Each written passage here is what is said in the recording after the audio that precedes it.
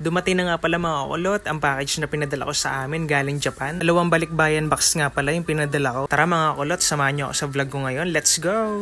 A few moments later. Hindi na nga ako nagpatumpik-tumpik pa mga kulot, binuksan ko ng package. Hindi lang naman ako excited, pati nga si mama at si papa at si ate nag-aabang na at hindi na sila makapaghintay kung anong nasa loob ng box. Pati nga yung pamangkin ko hindi na makapaghintay. Balot na balot nga mga kulot yung package na pinadala kong yan at sinisigurado ko na safe pag dumating dito. Napakalayo ba naman ang pinagmulan? Almost 1 month nga pala bago dumating yung package na to mga kulot. Naunahan ko pa nga umuwi ito pero okay na din dahil nung umuwi ako dito ako na magbubukas ng package pag dumating. Hindi na nga makapaghintay si ate at si mama dito. At ito nga tinapi ko na yung kamay ni ate. Napakakulit talaga nila. Nagtutulokan pa nga si mama at si ate at magpapaunahan kung ano makukuha nila sa package.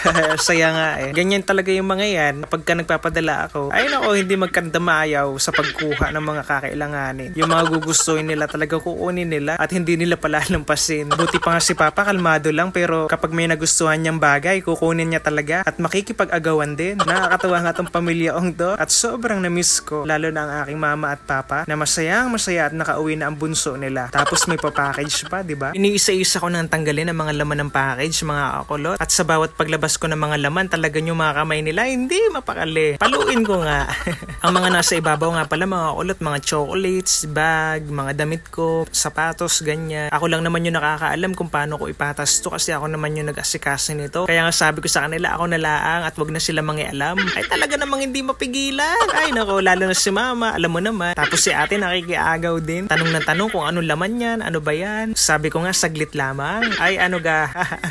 Hindi makapaghintay talaga. Ito nga palang bag na to, Louis Vuitton o Louis Vuitton. Hindi ko alam, kakulot. Bahala na kayo. Hindi ko alam kung anong bigkas sa pangalan ng bag na yan. Basta yung bag na yan. Alam nyo ba mga kulot sa Japan, yung mga pwedeng pagpakinabangan ng mga gamit, kagaya ng bag, mga table, mga rice cooker, oven at iba pa, ay tinatapon lang nila. Alam nyo ba mga kulot, yung bag na yan, napulot lang ang katrabaho ko sa basura. Tapos binigay sa akin, baka magustuhan ni mama kapag binigay ko. Eh syempre, hindi naman ako nagpatumpik-tumpik pa, kinuha ko agad. Napaka-branded ba naman ng pangalan? Louis Vuitton. Louis Vuitton. Ah, bahala na kayo. Marami nga akong gamit na naiuwi, mga ulo. Yung iba dyan, bigay lang ng mga katrabaho hapon. Kagaya ng picture frame, tapos may mga kumot at iba pa. The rest, mga gamit ko na. Mga naipon kong gamit sa loob ng 5 taon. Padalawang beses ko na nga pala nagpa-package, mga kakulo. Yung unang package ko, mga gamit ko din, na mga ukay-ukay, kagaya ng bag, mga stop toys, mga kawali, mga gamit sa kusina. Yun yung mga pinadala ko nung una. Alam nyo ba mga kakulot, ang daming pwedeng bilhin doon sa mga second hand store. Madami ka makikita, madami ka magugustuhan at mauuwi at mapapapackage. Kapag nagtrabaho ka doon, pwede kang magpaisa-isa na mag-ipon hanggang sa mapuno ang package mo at maipadala mo dito sa Pilipinas. Yung iba nga nagkakahalaga ng 100 yen, 200 yen. Kung sa Philippine money yun, mga nasa 36 pesos yun. Kaya napakamura at napaka-branded pa ng mga gamit dito sa Japan. Minsan nga pumunta ka lang sa basurahan, marami kang makikita at makukuha at libre pa. Yung mga amo ko naman kapag may mga kagamitan na hindi ginagamit, ibinibigay na sa amin. Naalala ko nga yung katrabaho kong hapon, yung mga pinaglumaan nila mga damit ng mga sanggol, damit ng mga bata, ibinigay niya sa akin. Ay napakaganda pa talaga, pwede pang ariin. Ang ginawa ko mga ulot, kinuha ko, pinilian ko kung ano maganda, kung alin pa yung maganda. At ang dami kong nakita. Yun yung unang package at yun yung unang pinadala ko sa Pilipinas. Tuwan-tuwa nga si ate at si mama. Tapos marami din ako napagbigyan, kagaya ng mga kapitbahay ko, mga kamag-anak ko, at sa mga kapatid ko. Napakasarap talaga sa pakiramdam mga kulot na makapagbigay ka sa pamilya mo. Dati nga nung nag-abroad si mama, masayang masaya ako kasi may papackage siya. Tapos napakasaya ko na nun at madaming chocolates. Yung ilalabas ko na yung bag na nasa package, inagaw na ni ate at may nagustuhan siya.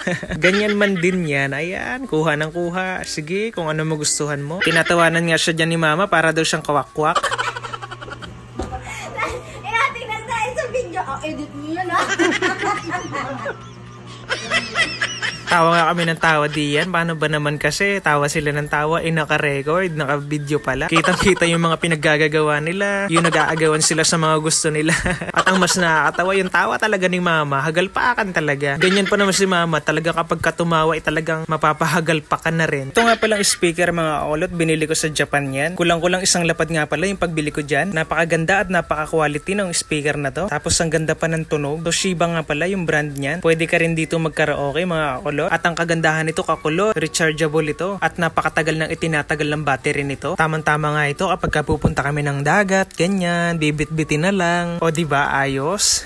Mahilig pa naman kami magkaraoke kaya tamang-tama ito para sa amin. Binilhan ko nga pala si Papa ng mga gamit kagaya ng mga lagari, pantanggal ng gulong at mga pangkumpuni. Tuwang-tuwa nga siya nung nabilhan ko siya. Akala niya nga wala akong binili para sa kanya. Syempre ako pa bakulot, hindi ko makakalimutan yung gusto ni Papa. Ilang beses niya na nga inuulit sa akin yun at baka makalimutan ko nga. At nagparamis ako sa kanya na bibilan ko siya ng ganun, ng pangbaklas yung set na. Alam niyo ba mga kulot, napakasarap sa pakiramdam na makatulong ka sa pamilya mo. Makapagbigay ka ng kahit konting tulong, mga bagay na gusto mong ibigay sa kanila at masaya na sila doon. Proud na proud ako sa mga OFW na katulad ko. Alam niyo kung bakit mga kulot? Dahil nagtsatsaga sila sa ibang bansa para makapagpadala ng pera at maibigay ang mga pangangailangan ng pamilya nila. Grabe yung ginugugol nila sa mga tao lumilipas. Alam niyo ba mga kulot, yung balikbayan box na yan, ilang taon nilang pupunuin yan. Bibili sila ng mga gamit na pwedeng pakinabangan. Yung iba nga namumulat sa basurahan para makakuha ng mga gamit na pwedeng pakinabangan pa. Alam mo naman tayo mga Pilipino, di ba? Nanghihinayang tayo sa mga gamit na pwede pang pag-ariin. Kung nakakapanood kayo sa YouTube, yung mga dumpster, yung mga naghahaliwat sa mga basurahan, napapabilib talaga nila ako at proud na proud ako sa kanila. Dahil yung mga ibang lahi, tinatapon lang nila yung mga gamit na ang alam lang nila na hindi na papapakinabangan, pero para sa ating mga Pilipino, konting ayos lang at linis yun, pwede nang ipadala sa Pilipinas at ilagay sa balikbayan box. Meron din naman mga OFW na hirap talaga makapagbigay ng balikbayan box sa pamilya dahil yung iba talagang hirap na hirap, lalo na kapag hindi ka pinalad sa amo mo at yun ang hindi mga naiintindihan ng pamilya ng ibang OFW. Kaya mga kulit, kung may kapamilya kayo na OFW o kamag-anak na OFW, maging proud kayo sa kanila kasi kinakaya nila ang hirap, pagod at lungkot para lang magtagal sa ibang bansa at nagsusumikap sila para mapaganda ang buhay ng pamilya nila. Ito nga pala mga kulot, yung binili ko kay Papa na tool set. Tuwang-tuwa nga siya dyan, akala niya nakalimutan ko ng bilhin siya at nung binuksan ko ng mga kulot, talagang pawaw siya kasi madami yung nakalagay na mga gamit. Napakaganda nga ng tools na nabili ko na to. 17 na klase ng mga agamitan na nandito, kagaya na lamang ng martilyo, screwdriver at iba pa. Napakaganda nga nito dahil mahilig si Papa magkumpuni ng mga motor at saktong-sakto hindi na manghihiram ng ibang gamit sa kapitbahay at may sarili ng kagamitan. Almost isang lapad nga pala yung nabili ko dito kaya napakaganda ng quality ng kagamitan na to. Meron pa yung mga kasama kagaya ng pambaklas sa gulong, lagari, martilyong malaki at iba pa. Pagkatapos ko nga natanggal yung isang box, ito namang isang box ang bubuksan ko. Marami din itong laman kagaya ng bisikleta, bola, picture frame at iba ko pang mga gamit. Tinulungan na nga ako ni ate kasi sobrang pagod ko na. Napakadami ba namang gamit ang nakalagay dito? Tapos sa sobrang balot, nagkanda dikit-dikit na. Nabubulol ka pa kakulot. Ito pang huling box ka pala, magaan lang to. Lugi nga ako dito dahil pwede pa ako makapaglagay dito kaso baka masira yung box kaya hindi na lang. Siniksikan pa. Mahirap na, diba? Alam nyo ba mga kulot, hirap na hirap akong ipasok tong bike na to. Talagang pinilit ko lamang talagang pagkasyahin. Ayaw ko namang iwan at sayang. Napakamahal pa naman ito. Regalo ko nga pala yan kay Papa at mahilig siyang magbike at ang favorite na color niya, orange. Pati nga yung bahay namin, orange din. Hindi ko alam kung bakit favorite ni Papa yung orange. Tapos sabi niya pa nga sa akin kapag bibili ako ng sasakyan na 4 wheels, ang gusto niya nga rin orange. Hindi ko nga alam kung bakit yun ang gusto niya lagi. Pero nakakatuwa naman talaga si Papa. At love na love ko yan. Alam nyo ba mga kulot, nung wala pa dito yung package, kinakabahan na ako. Kasi iniisip ko na